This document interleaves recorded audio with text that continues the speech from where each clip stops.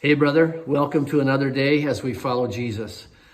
If we're going to follow him, we need to obey him and we need to walk with him every single day.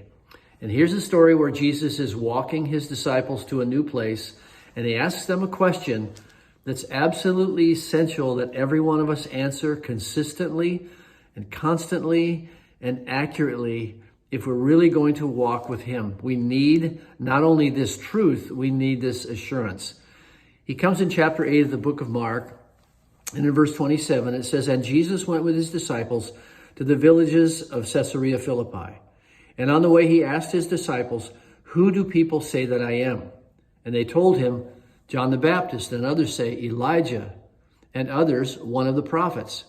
And he asked them, 'But who do you say that I am?' And Peter answered him, 'You are the Christ.'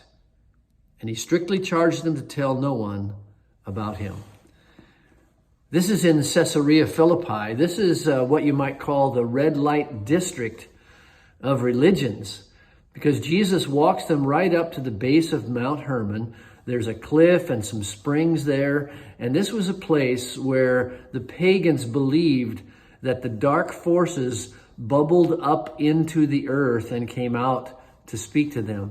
There was Baal worship there. There was the Greek god Pan who was there. There were shrines and altars built to all these gods. And as Jesus stands before these gods, he asks, "Who do you say that I am?" Now in Matthew chapter 16, it's not recorded here in the book of Mark, but in Matthew chapter 16, Jesus says, "I want to tell you that I am the Christ." And he says, "Upon this rock, I'm going to build my church, and the gates of hell will not prevail against it." In other words, all these other gods will not prevail. We need to know exactly who it is we're following. Who am I walking with today? And Peter says the proper answer: you are the Christ. You're the Messiah. You're the promised one. You are God in the flesh. You're the one who's been promised since the ages of old, who've come to rescue us and to save us and to give us victory. He answers that question correctly. But we also recognize that he's answering that in the face of opposition, spiritual opposition. In fact, Jesus says in 1 John chapter 3, verse 8, he says, "The reason the Son of God appeared was to destroy the works of the devil." When we walk with Jesus, we're standing right at the foot of the mountain, right at the place where all the other gods are worshipped. In our culture, it's all this political correctness. In our culture, it's all the relativism.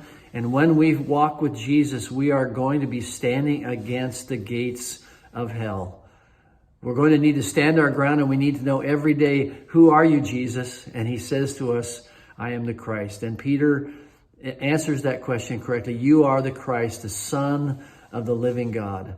As you walk with Jesus today, you're going to feel some spiritual opposition somewhere, somehow, whether it's telling the truth or being honest or the way you treat people or just the fact that people know who you are and where you attend church. You're going to feel that pressure, that opposition. We need to answer that question today. Who do you say that I am?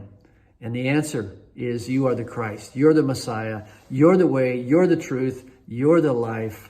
I follow you. Let's walk with him today. God bless you.